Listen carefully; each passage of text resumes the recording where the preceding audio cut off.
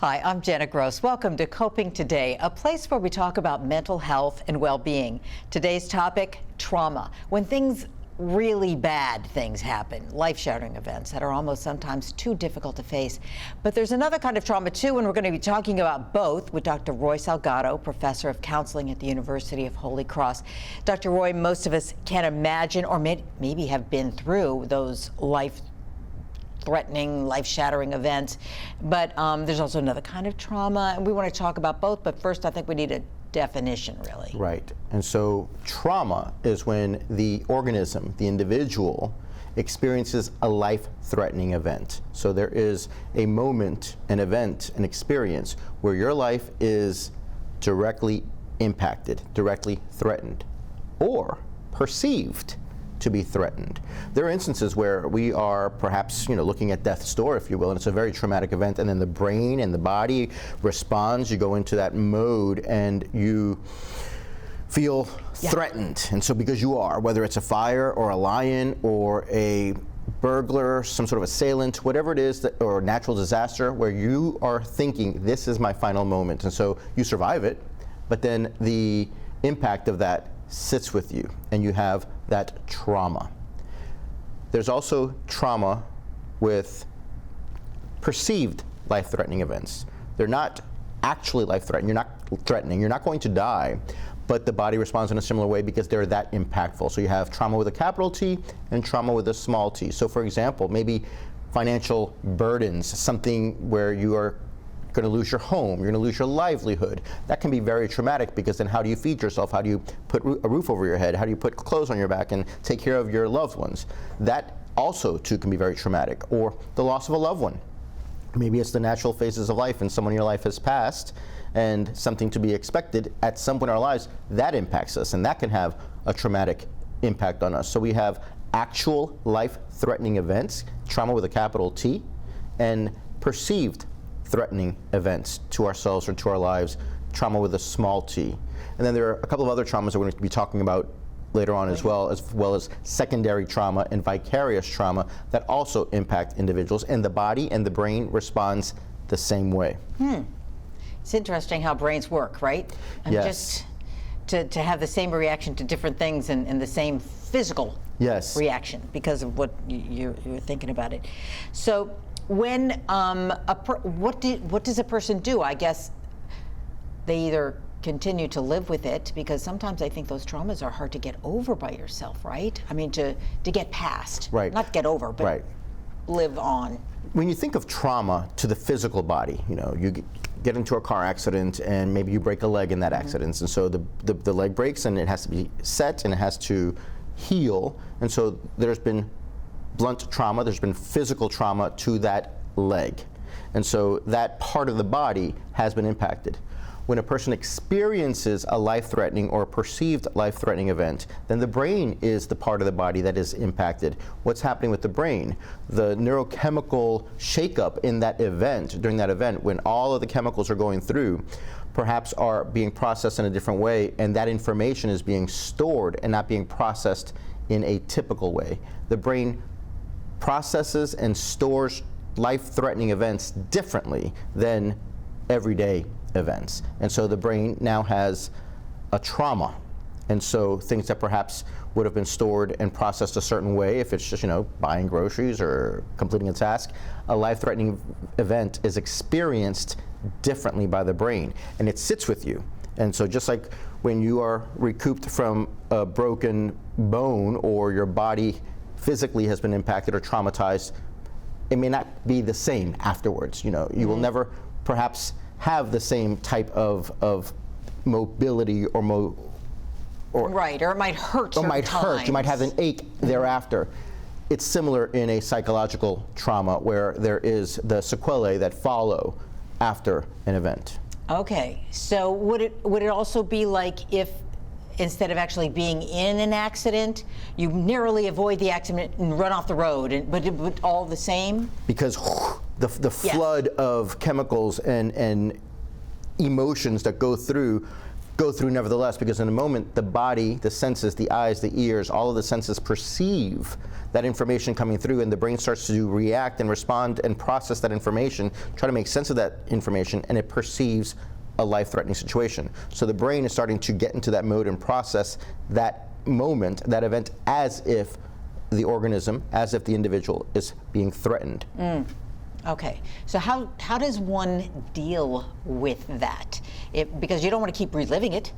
Right. You don't want to keep it in your brain so it's stored for, weird moments or Right. whatever, Right. And that's a great question, because there is a natural process, just like when you have a minor injury, a minor physical injury. So let's say you get a cut. You may not have to tend to it too much, and the body has a wonderful way of restoring itself. So it might start to develop a scab, you stop the bleeding, develop a scab, and the body will start to heal itself. It's a wonderful machine, a wonderful organism. Similarly, in a psychological way, if there is a perceived traumatic event, such as a near miss, you're in about to get into an accident, but you avoid it, you're maybe a little gun shy the next time you drive. But over the days and weeks, those symptoms will subside. And so if it's an acute stress, something that lasts 4 to 6 weeks, and then the symptomology subsides, then it's a natural response to a perceived threatening event or perceived life-threatening event. The issue is when it persists for an extended period of time beyond that typical 4 to 6 week period, and you're a year in, 6 weeks into it, a year into it, 10 years into it, then you have perhaps a post-traumatic stress response that now you would need to have someone tend to it. If you have a cut and it heals itself, fine. You don't need necessarily any professional care. Keep going back to the doctors. Right. But if it's not healing, if there's an open wound, you may not be able to have the skill set to be able to intervene and treat that. You need a professional to tend to that. PTSD perhaps would be that type of situation. You would need professional assistance to help deal with or intervene with the symptoms of that traumatic event. Okay. Well, we're going to take a break quickly, but I do we're putting a number on the screen, and I want people to know what that is. Yes, the University of Holy Cross has been offering free telemental health services to the residents of Louisiana for several years now, and they continue to do so. So anyone who's experiencing any type of mental health issue or relational issue can call the number on the screen, and the administrative assistant will redirect that call to the clinical director, who will assign a counselor in training to you to receive services free of charge to any resident in Louisiana. And this is good. This is quality care. Counseling. We have a number of providers. We have over 80 master's and doctorally prepared students who are offering these services to our residents. And they all have supervision, so it's Yes. great. It's a great thing. Okay. And free of charge. And free of charge. Incredible. Okay, well, we're going to take a break. When we come back, we're going to keep talking about trauma in any form and how it can affect our mental health and what you can do about it. Stay with us.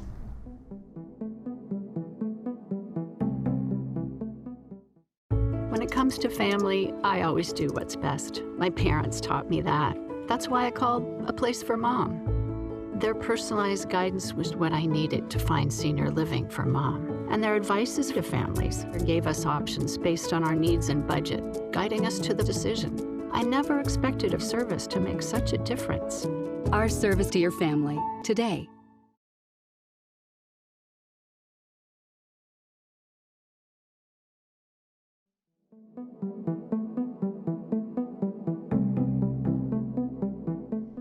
Welcome back. As we talk about mental health and trauma, we're joined now by Priscilla Delgado, doctoral student in counseling at the University of Holy Cross. You've studied this, Priscilla, and there are different kinds and definitions of trauma, as Dr. Roy and I have been talking about, but all of them can affect you. So how do you tell the difference? What are the differences? Yes. So, well, thank you for having me first. It's a pleasure to be here. And yes, I know that in the show you have been talking about different types of trauma. I like to think of it as direct trauma and secondary trauma.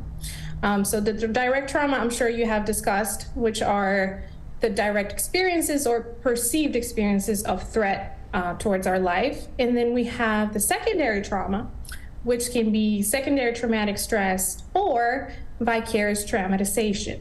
So we often think of trauma as we have to experience it firsthand in order to really have to suffer the effects.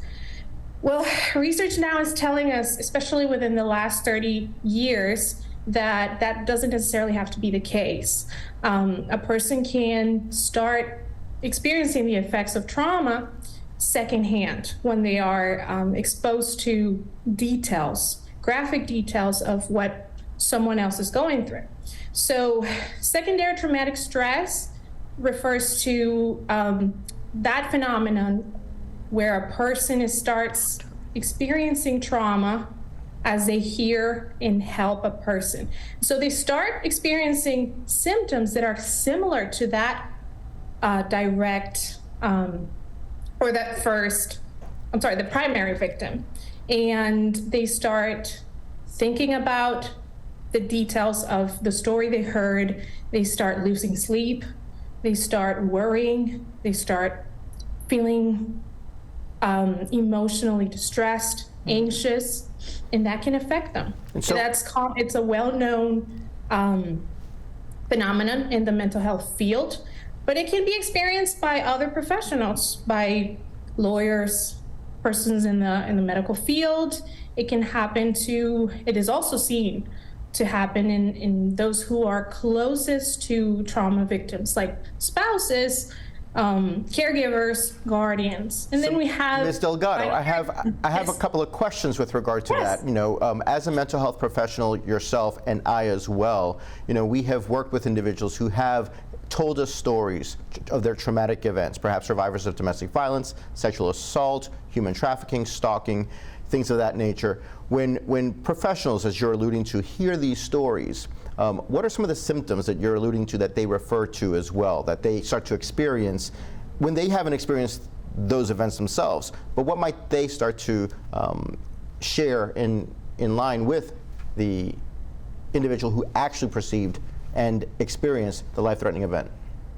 So it is, and it's not uncommon for professionals who have heard the details of stories to start experiencing difficulty concentrating, feeling inadequate or unable to connect with others as easily as they were before. And they may not understand exactly what's happening or why this is happening. They may be losing sleep. They may be more jumpy, a little more moody, and they may experience things that are similar to what their clients are experiencing or that are similar to the post-traumatic stress disorder. That's not to say that they're experiencing post-traumatic stress disorder or that it is diagnosable, but they start experiencing symptoms that are directly related to the story. So they may start thinking about or not be able to start thinking about the stories they heard, have a difficulty concentrating and other things. So it is common. Can I ask you a question?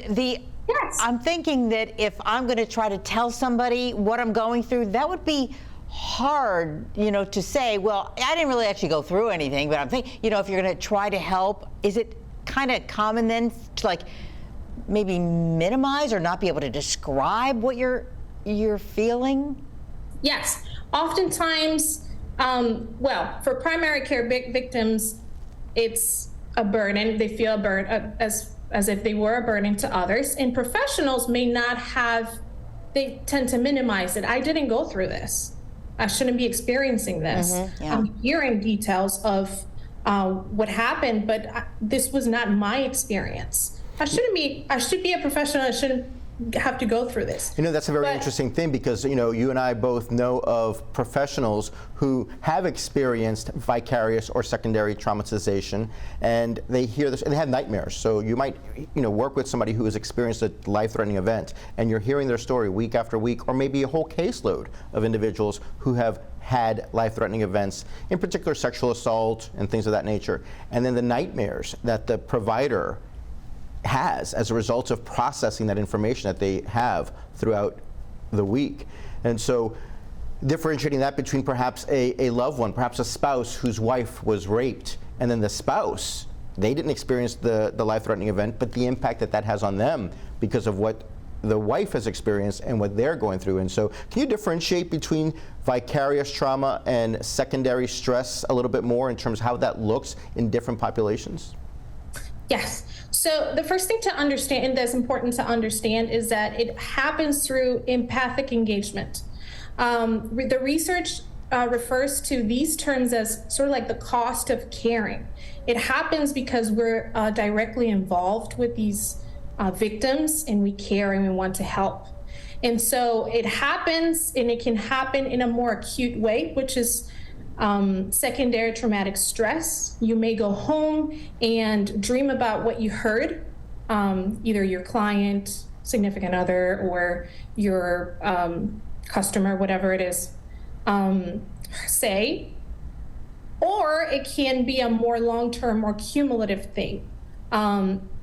Vicarious trauma may share some symptoms, but it comes with my mind not only going to experience those symptoms, but I'm also going to change the way I perceive the world, right? Now, because of all the stories that I've heard, now I'm going to trust less, or I'm going to be more hypervigilant, and I'm going to start living and seeing the world through the trauma of lens, through the trauma of all those stories that I've heard. So secondary traumatic stress, just to recap, is a more acute thing, just like Dr. Salgado was referring to when we have maybe a smaller cut. We are experiencing the effects, but we may be able to compensate, and we'll be maybe able to self-heal and let things advance.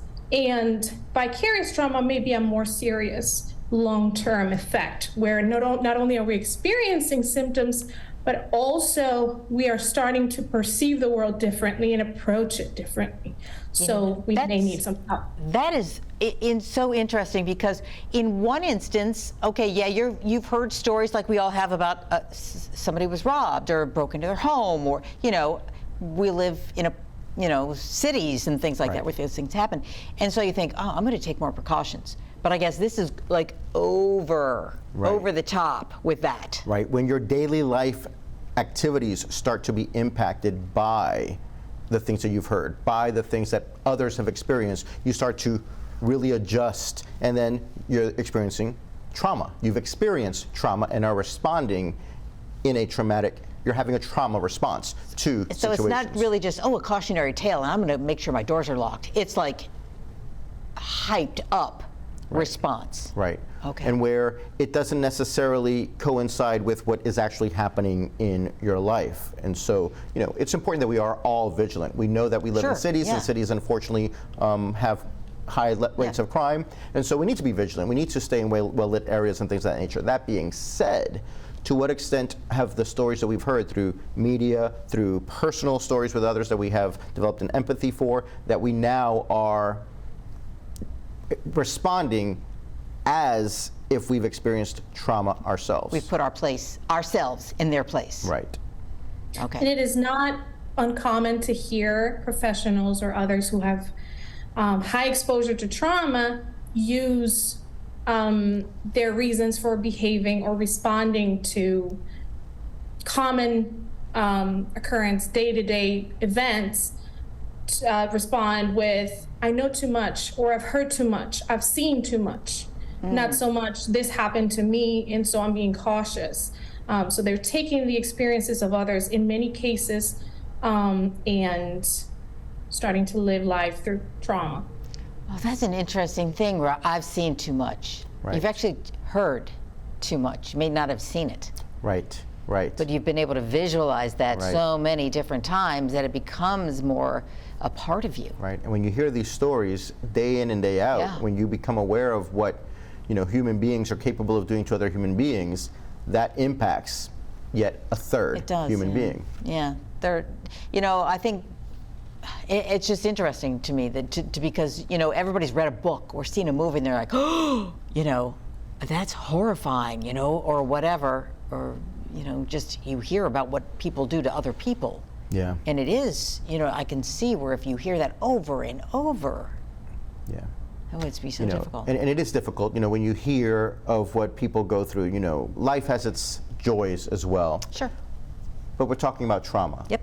Life has its trauma, life has its suffering, and so there is a response to that, and the human being responds in a certain way. And whether you experienced it directly, whether it was a perceived threat, an actual threat to one's life, or hearing it secondhand, it can impact it because the brain is processing that information. When you think about what the brain does, the brain takes information from our senses, through our eyes, through our ears, through our nose, through our tongue, through our touch. And so it takes in information through the senses and it just starts processing it. And it starts processing it in either whether it's real, actually experienced, or perceived. And so the brain doesn't necessarily distinguish between an actual threat or a perceived threat or something that we hear repeatedly. And if you hear something often enough, it starts to shape and impact the way the brain processes that information. Wow. Priscilla, thank you so much for joining us and talking this. I know that you've studied it a lot, and obviously you know, when you become a doctor, I think very soon, that this is so fascinating, and I think a lot of people don't understand it. And I think that you'll help with that understanding. So thank you so much for sharing with us today. Thank you all. It's been my pleasure. Okay, appreciate it. All right, we're going to be back in just a minute, so stay with us.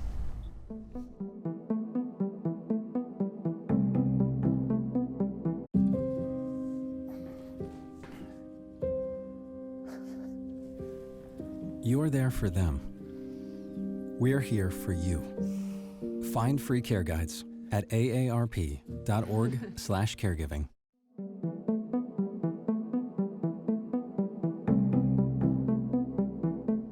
And we're back talking about dealing with trauma of all kinds and descriptions. And Dr. Roy, is your brain trying to help you with all, we've heard all the things that are happening in your brain. Is it trying to help you through this? You know, it is. You know, the body is a remarkable machine. It's a remarkable organism, as I had alluded to earlier, where if you have a cut, it immediately starts to heal itself. It starts to develop a scab so that you can protect yourself from bacteria and viruses and things of that nature.